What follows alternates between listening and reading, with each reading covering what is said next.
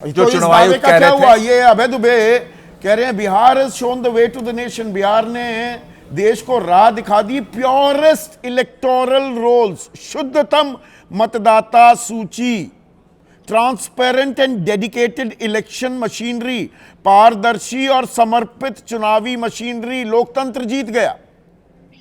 देखिए संदीप जी, 14 नवंबर को जब गिनती होगी और अगर उस गिनती में एनडीए चुनाव जीत गया तो ये जो मुख्य चुनाव आयुक्त कह रहे हैं, यही बात केवल इतिहास में लिखी रह जाएगी। हम लोग जो बहस कर रहे हैं ये इतिहास में नहीं जाएगी। ये इसका कोई रिकॉर्ड नहीं रहेगा। केवल मुख्य चुनाव आयुक्त ने जो वक्तव्य दिया है उसी उसी वक्तव्य का रिकॉर्ड रहेगा, पहली बात।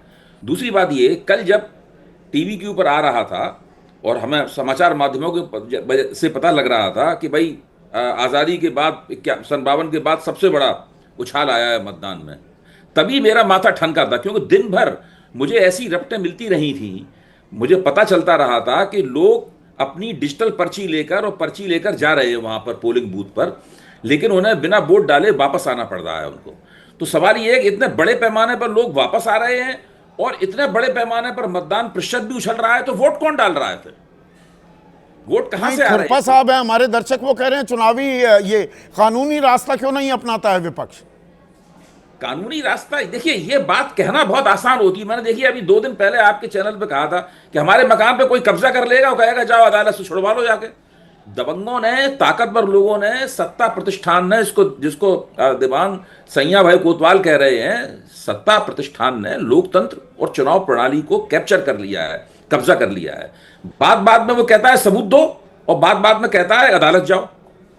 अब बताइए कहां से सबूत लाए जाएं और कहां अदालत में कितने बार अदालत में एसआईआर पे चल तो रहा है। आज तक सुप्रीम कोर्ट के कहने पर चुनाव आयोग ने यह ठीक से नहीं माना कि हम आधार कार्ड को एक प्रमाण पत्र माने। कितने बार सुप्रीम कोर्ट ने सुझाव दिया, आदेश दिया, लेकिन चुनाव आयोग नहीं मानने को तैयार है। अदालत में जाके होगा क्या? इसीलिए राहुल गांधी जब तीसरी प्रेस कॉन्फ्रेंस कर रहे थे तो उन्होंने कहा था कि सुप्रीम कोर्ट हमारी पहली प्रेस कॉन्फ्रेंस को भी देख रहा था, दूसरी को भी देख रहा था और तीसरी को भी देख रहा है। अपने आप संज्ञान लेना चाहिए उसको। क्या उसको नहीं लग रहा है कि लोकतंत्र के नाम पर ट्रेन का ये जो ये वीडियो है, क्या इसका संज्ञान नहीं लेना चाहिए चुनाव आयोग को? ये कह देना ये तो बिहारी लहजे में नहीं बोल रहे हैं, ये साजिश हो रही है, ये तो सामने है। अगर वो कह रहे हैं कि भाई हमसे टिकट के पैसे नहीं लिए गए, हमारे लिए पूरी व्यवस्था कर दी गई है, इंतजाम कर दिया है। अगर वीडियो फर्जी है तो बीजेपी वालों को उसकी तुरंत जांच कराना चाहिए और उसको साबित कर देना चाहिए कि वीडियो फर्जी है। ये वीडियो अगर बीजेपी वाले इसको फर्जी नहीं साबित करते तो ये एक बहुत बड़ा प्रमाण है कि बिहार के अंदर जमकर ऐसी वोटिंग हो रही है जो कि नहीं होनी चाहिए और जो नहीं, ये तो सीधा सीधा प्रलोभन है ना, उछाल संदिग्ध है।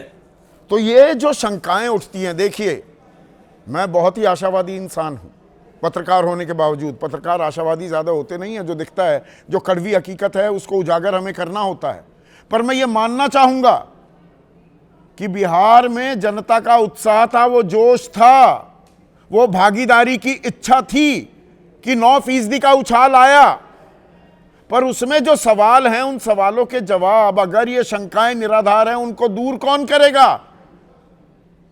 व्यवस्था चुप्पी साध कर बैठ जाए, उससे काम चल जाएगा क्या? कि बस सब चंगासी, कोई जवाब, कोई आरोपों को निराधार बताने के लिए अपनी तरफ से कुछ सबूत पेश करना, तथ्य पेश करना, क्या उसकी जहमत या जरूरत अब महसूस ही नहीं की जा रही? इस बारे में जरा सोचिए।